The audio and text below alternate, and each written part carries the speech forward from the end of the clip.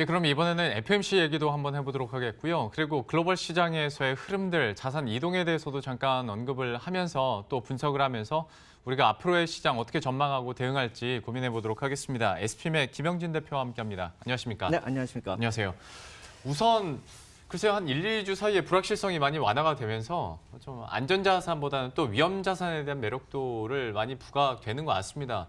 이게 또 채권 시장에서 금방 티가 날 것 같은데 이런 네. 흐름에 대해서 이 부분부터 한번 짚어주시겠어요? 네, 특히나 그 연휴 동안에 좀 변화가 심했습니다. 미국채나 독일 국채나 채권 금리가 많이 올랐습니다. 그러니까 가격이 좀 내려갔다 이 얘기죠. 그래서 이것을 봤을 때 어떤 의미를 가질까? 그러니까 뭐 또 채권에서 자금이 흘러나와서 위험자산 쪽으로 가는 게 아니냐 이렇게 확대 해석하는 그런 경우도 있는데 그것은 좀 지나친 확대 해석이다 네. 이렇게 봐야 될 테고요. 그래서 표를 한번 보시면서 말씀을 드리겠습니다. 미국하고 독일의 10년물 국채 금리하고 다우지수의 변화 추이인데요.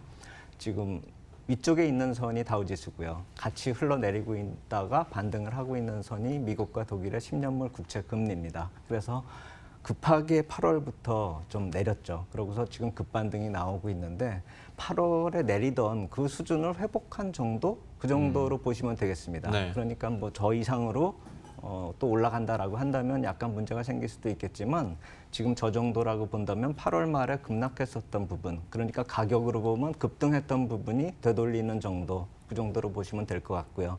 항상 저렇게 국채금리하고 다우지수가 반대로 흘러가진 않습니다. 그러니까 지금 국채금리가 이렇게 반등을 했다라는 것은 가격이 내려갔다라는 얘기고 그 순간에 다우지수가 올라갔기 때문에 이게 역상관관계로 이해를 하실 수도 있겠지만 중간중간 보면은 자산시장이 동반 강세를 보였을 때는 국채금리 하락하면서 다우지수가 올라갔던 경우도 있기 때문에 저게 꼭 역상관관계다 이렇게 보실 필요는 없습니다. 예. 제가 저기다 코스피를 그리다가 코스피를 그리다 보니까 디커플링 때문에 다우지수가 같이 가는 게 아니라 저 채권 쪽으로 흘러내려가지고 오히려 보시기에 불편하고 헷갈리실 수가 있어서 코스피는 네. 빼버렸는데 코스피 같은 경우도 지금 다우지수처럼 최근에는 반등을 했다라는 점, 그 점을 본다라고 한다면 안전자산 선호 현상이 좀 완화되면서 위험자산 쪽으로 다우지수 쪽으로 넘어가기도 했고 또 이머징 마켓 쪽 자산 쪽으로도 들어와서 반등을 보였다 이렇게 보시면 되겠는데 저 정도라고 한다면 이제 아까 말씀드렸듯이 속도 조절 차원으로 보시는 게 맞겠는데요. 왜 속도 조절이냐 이것을 좀 말씀을 드리냐면은 저것이 크게 그러니까 속도가 좀 빠르게 올라온 그런 채권 금리가 반등했었던 그 기간이 9월 12일부터였습니다. 그러니까 연휴 기간 중에 갑자기 올라왔었다라는 그 부분이라는 것인데 제가 왜 12일이 중요하냐 이 말씀을 드리냐면 그때가 ECB 통화정책 회의가 예. 결과가 나타났었기 때문에 독일 금리는 당연히 뉴스에 반응을 하면서 올라왔다 이렇게 보시는 게 맞을 거고 또 미국의 금리가 저 올라온 것에 대해서는 어떻게 해석을 해야 되느냐 하면은 12일 전후로 해서 중장기 국채 입찰 수요가 좀 많았습니다. 그러니까 입찰 규모가 780억 달러나 있었고요. 그중에서는 540억 달러가 신규 물량이었기 때문에 좀 자금 부담이 좀 심했던 그 구간이었다라는 것이죠. 그러니까 입찰이 나타나게 되면은 신규 입찰 물량을 사기 위해서 기존의 물량들을 좀 시장에 내놓는 것이죠. 매도를 한다는 것이죠. 그렇기 때문에 금리가 좀 튀어 올랐다 이렇게 볼 수가 있는 것이고 단기 금리가 저렇게 정점에 올라갔기 때문에 국채나 회사채나 모기지 같은 경우가 이제 채권 상품 옛날 거를 좀 높았었던 금리를 팔면서 새로 입찰을 하고 있는 그쪽으로 수요가 몰리는 그 리파이낸싱 자체도 수요가 있었다라는 것이죠. 한국에서 보면 최근에 뭐 주택담보대출 낮은 금리로 좀 이렇게 상환하고 네. 상환 대출하고 하는 그런 거와 마찬가지 논리로 예. 미국에서도 낮은 금리 쪽으로 이동을 하기 때문에 기존의 금리가 반등을 하는 그런 모습이 나타날 수밖에 없었던 그 시기라는 것이죠. 그래서 예전에 국채 수급 현상을 말씀을 드릴 때 9월 초에는 단기물 입찰이 많기 때문에 금리 역전 현상이 나타날 수 있고 중반에는 중장기물이 있기 때문에 국채 쪽이 좀 약세를 보이면서 상대적으로 주식시장이 좀 혜택을 수혜를 볼 수 있다라는 그런 9월 전망을 제가 좀 말씀을 드렸었는데 예. 그런 정도로 보신다면은 지금 갑자기 국채 시장이 흔들린다거나 아니면 자금이 이동한다 이렇게 좀 과격하게 해석을 할 필요는 없겠다. 단지 속도 조절 차원이고 그럴 만한 시기에 나타난 현상이다. 이렇게 보시면 될 것 같습니다. 속도 조절 차원과 또 이전 흐름을 회복하는 차원 정도로 얘기를 해주셨는데요. 근데 저는 이런 분위기 속에서 또 하나 놀랐던 것이 그 FMC 이제 회의 아무래도 초점이 많이 맞춰질 테니까 그 CME 패드워치를 보면 그러니까 현재 금리를 기준으로 봤을 때 그러니까 사실 글로벌 시장에서 모두가 마음 모아서 금리 인하하기를 원하고 있긴 한데 요 일주일 사이에 그러니까 지금 기준으로 9월에 25bp 그리고 10월에 50bp 내리는 거에 대한 퍼센테이지가 일주일 사이에 더 낮아졌더라고요. 네. 그러니까 기대감이 좀 완화가 된 거죠. 그렇죠. 여기에 대해서는 좀 어떻게 보시고 이제 더 장기적으로 봤을 때 그럼 FMC가 어떤 스탠스를 보일까에 대해서는 어떻게 전망해 볼 수 있을까요? 네, 그래서요. 그 금리가 아까 올라온 정도만큼 그 정도가 또 후퇴했다. 네. 그러니까 금리 인하 확률 전망도 그 정도가 후퇴했다. 이렇게 보시는 게 맞겠죠. 근데 지금 말씀을 드리려고 하는 것은 금리의 반등폭보다는 그 금리 인하 확률의 기대감이 후퇴한 것이 정도가 적다라는 말씀을 드리는 것입니다. 예. 그래서 이것도 한번 표를 보면서 말씀을 드리겠는데요. 그래서 아까 말씀하신 대로 이번 달 거는 사실 동결 확률이 좀 높아지긴 했지만 그래도 20%밖에 안 되기 때문에 저희가 내년도 3월 패드 미팅 목표 금리 전망을 한번 구해봤는데요. 네. 여기서 보시면은 아직도 가운데 두 개의 큰 막대기는 125에서 150 그리고 150에서 175 그렇다면은 세 번의 금리 인하하고 두 번의 금리 인하가 아직도 확률이 제일 높은데 네. 중요한 거는 말씀하신 대로 맨 오른쪽에 보면은 3.4% 기록하고 있는 금리 동결 확률이 갑자기 태어났다라는 것입니다. 그러니까 갑자기 저게 나타나고 중간에 키들이 좀 낮아지니까 좀 안 좋은 일이 또 벌어지는 게 아닌가 이런 우려감도 있겠지만 실제로 본다면은 저 아래쪽에 막 100bp 인하, 그러니까 4번, 5번 금리 인하의 확률들이 동결 확률을 옮겨왔다 이렇게 보시면 되거든요. 그러니까 사실 말도 안 되는 그런 좀 지나치게 낙관론적이었던 그런 기대 확률들이 없어지면서 동결 확률로 높아진 것이고 가운데 있는 것들은 약간씩 변동이 됐을 뿐이기 때문에 우리가 단기로 봤을 때 9월 회의에서 동결 확률이 20%고 12월이 뭐 7%, 3월에 가서 3.4%. 지금 보시고 있는 게 제일 오른쪽이 3.4%거든요. 예. 저기에 무슨 의미가 있겠느냐 우리가 좀 그렇게 생각할 필요가 있는 것이고 극단의 좌우는 좀 무시하는 그렇죠. 거네요. 예. 그러니까 맞습니다. 양쪽에 있는 확률들이 서로 옮겨 다니는 것은 큰 의미가 없는 예. 것이죠. 그러니까 우리가 될 만한 확률들을 본다면은 사실 큰 변동은 없다 이렇게 보시는 게 맞겠고 단지 25bp 정도가 옮겨오는 그런 차이점은 있다.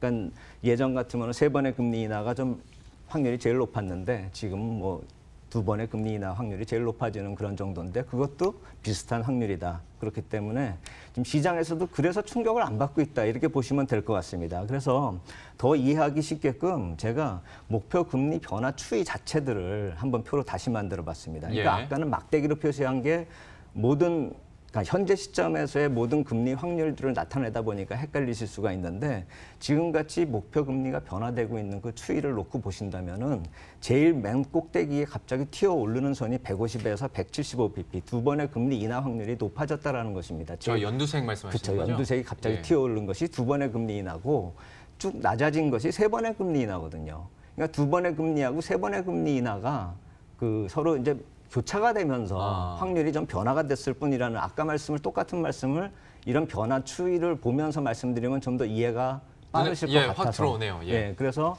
다시 제가 표를 하나 만들어 본 것입니다. 그리고 아래쪽에서 쭉 흘러내리고 또 쭉 흘러오고 있는 것이 아까 말씀하신 양극단에 별로 확률이 없는 동결 확률하고 다섯 번의 금리 인하가 저렇게 또 다른 확률을 주고받고 있는 그런 모습이라는 것이죠. 예. 그러니까 될 만한 애들 확률이 서로 주고받고 별로 가능성 없는 것들이 주고받고 하면서 단지 수치만 왔다 갔다 하는 그런 상황이기 때문에 그것이 큰 문제가 아니 된다 이 말씀을 드리는 것이고 저 레벨을 놓고 보시더라도 금리가 아까 8월에 툭 떨어져 내려올 때부터 와 비교를 해본다면 두 번의 금리 인하가 지금 제일 꼭대기에 있는데 그것이 8월 옆에 왼쪽 수준으로 간 그 높이보다 높기 때문에 네. 아까 말씀드렸듯이 금리가 내려가는 그 확률보다 오히려 목표 금리 변화 확률은 아직도 그 8월 초 대비는 더 높아졌다 이렇게 볼 수가 있는 것이고 그렇다면은 중기적으로 놓고 봤을 때는 금리 인하 확률이 뭐 적어졌다 이렇게 볼 수는 없는 것이고 단지 지나친 기대감이 좀 줄어들었다 이렇게 보시는 게 맞겠습니다. 해서 이 역시 마찬가지로 기대감이 좀 낮아졌다 해서 시장에 큰 충격을 주지 않았었던 우리 연휴 기간에 미국 시장 별로 그렇게 변동이 없었던 옛날 같으면 저렇게 변동이 나타났으면은 또 금리도 그렇게 실질적으로 변화가 됐으면 시장이 한번 충격을 받을 만도 하는데요. 저런 식의 변화라는 점을 생각해 본다면 시장이 충격을 받지 않는 것도 어느 정도 이해가 된다 이렇게 생각이 됩니다. 시장의 기대감이라는 어떤 사실 추상적인 개념인데 이거를 그래프화하고 또 수치화하다 보니까 눈에 확 들어오네요. 그리고 시장의 심리가 지금 어떻게 변했는지도 알 수 있을 것 같은데 저희가 어떤 예상 시나리오를 이렇게 얘기한다고 하더라도 사실 가장 중요한 게 이번에 점도표가 나오잖아요. 네, 그렇죠. 그러니까 여기에 대해서 또 위원들의 스탠스가 어떨지 좀 확인할 수 있을 것 같고 또 한 가지가 이제 파월은 또 어떻게 언론 플레이를 할 것인가인데 그렇죠. 예. 어떻게 전망해 볼 수 있을까요? 그래서 그 점도표를 지금 중요시 보는 이유들이 사람들이 저걸 걱정하는 분들이 있죠. 지금 금리 상승 추세인데 네. 이번에 잠시 한두 번 내린 것뿐이다. 그리고 중기적으로는 점도표가 또 금리 상승을 표시할 수도 있다. 이런 식으로 생각을 하시는 분들이 있고 시장에서도 그것이 우려되는 부분도 있긴 있습니다. 그런데 아까 보시듯이 금리 확률 같은 그런 컨센서스의 흐름들을 놓고 봤을 때는 그다지 지금 중기적인 금리 상승 추이다 이렇게 보기는 좀 힘든 것이고 지금 대차대조표 자체도 연말에 다시 확대 가능성을 논하거나 미국도 제로금리로 가야 된다고 지금 예측하는 그런 부분이 단지 트럼프 대통령만 주장하시는 것이 아니라 JP모건의 CEO의 분도 지난주 같은 경우에 제로금리나 마이너스 금리까지도 한번 생각을 해볼 것이고 그걸 대책을 세워야 된다. 이 말씀까지도 하셨단 말입니다. 네. 그렇기 때문에 실질적으로 중기적인 금리 인상 사이에서 나타난 금리 인하였다. 그러니까 단기 사이클이고 중기 사이클은 올라갈 것이다. 그래서 좀 약간 불안하다. 이 말씀들을 하시는 것들을 다시 확인하기 위해서는 이번에 점도표를 한번 확인할 필요가 있는 것이고 이번 점도표를 보면서 연말이나 내년 상반기를 어느 정도 짐작을 할 수가 있게 되는 것이죠. 그렇다면은 시장은 좀 더 안도할 수 있을 것이다. 이런 생각이 듭니다. 그리고 더불어서 채권 발행하고 대차대조표 축소 마무리 이후에 어떻게 채권 입찰을 또 유도할 것인가. 그 일정들을 한번 재검토해 볼 만한 때가 됐다라고 생각이 되는데 왜 그 말씀을 드리냐면 연휴 동안에 말씀드렸던 그런 입찰 물량이 크게 증가하는 것이 9월 말에도 있고 10월에도 있습니다. 그렇기 때문에 그냥 내버려 두면은 또 금리 급등락 같은 것이 벌어질 수 있는 그런 상황이기 때문에 이번에 페드에서 그것에 대해서는 어떻게 결론을 내릴 것인가 이것에 대해서도 좀 주목해 볼 필요가 있다라는 것입니다. 더불어서 그것이 끝나면은 이제 실적 시즌, 프리어닝 시즌은 본격적으로 들어갈 것인데 미국 같은 경우는 지난주에 흐름을 놓고 봤을 때 2분기 주도주였었던 마이크로소프트나 월마트나 홈디포나 펩시 같은 경우가 또다시 신고가 흐름에 들어서고 추가적으로 강세 종목이 나타나고 있습니다. 애플이나 구글, JP모건, 또 보잉, 시티그룹 이런 금리의 변화에 따라서 금융주들이 또 나타나기 시작했다라는 점.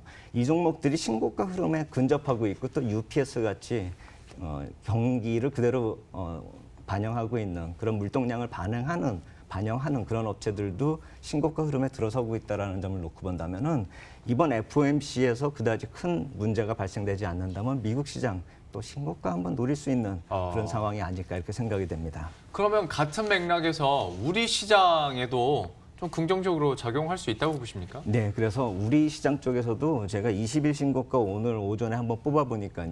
새로운 종목들이 또 나타나기 시작합니다. 예전에는 IT하고 조선업종 뭐 이렇게 좀 제한적이었었는데 이제는 철강도 나타나고 건설, 뭐 산업재 금융 쪽으로 그러니까 신한지주나 KB금융 같은 그런 종목들도 나타나고 있고 더군다나 오늘 같은 경우는 정유주 같은 경우가 좀 특징적이다 이렇게 볼 수가 있겠죠. 그래서 제가 유가하고 정유주 같은 그런 흐름도 어떤 상관관계가 있을까 그러고 오전에 한번 표를 그려보니까 상관관계가 그다지 없습니다. 그러니까 유가가 어느 정도 확 넘어서 버리면은 아니면 또 어느 정도 이하로 내려가 버리면 별로 상관관계가 없고 올해같이 어느 정도 선에서 움직이면 밴드 내에서 움직이면 어느 정도 상관관계가 있는데 왜냐하면 정제 마진이 업황의 시그널이고 그 정제 마진은 업황의 시그널이기 때문에 단기적인 급등락하고 연관성이 없기 때문에 예. 그런 현상이 벌어진다 이렇게 볼 수가 있겠죠. 그래서 SK 이노베이션 차트를 한번 보면서 말씀을 드리겠는데 저게 단기 흐름에서는 저렇게 목표치까지 지금 단기적으로 온 모양이 나타나고 있습니다. 왜냐하면 오늘 급등을 했기 때문입니다.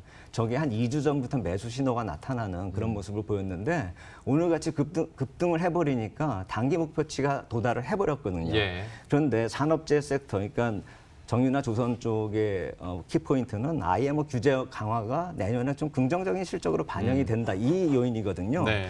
그렇기 때문에 그렇게 됐을 경우 정제 마진이 지금 하반기에 7달러 회복할 것이고 내년에 8달러까지 회복을 한다라고 전망을 했을 경우에는 실적이 중기적으로 저거보다 훨씬 더 좋아질 것이라는 것이고 2015년 주가까지도 2015년 실적까지도 갈 수 있다라는 것이죠.